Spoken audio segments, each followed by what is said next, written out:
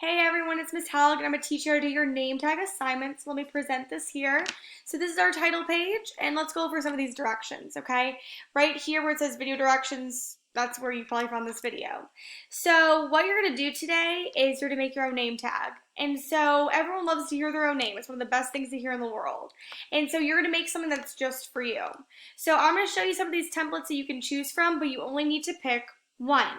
Now remember, all the other ones, you're going to delete them. I've made a copy for every one of you guys, so you don't need to make additional copies of anything. So delete everything you don't want and keep the one slide. Now, on your name tag, you need to include your name, 3 pictures of things you like and labeling them, a list of your favorite things to do for fun, and then one thing you're looking forward to this year. So if I minimize that, I have several templates here for you to choose from. Now, if none of them are speaking to you, you of course can add and find your own background. So some things that you can do with this, say this is the template I like. I might delete some of these things. I can add word art, insert pictures. So this right here is going to be your best friend. So I can add text boxes, images, shapes. But remember, you need to make sure you follow all the directions if you want full credit. If you have any questions, ask your language arts teacher. Thanks, guys.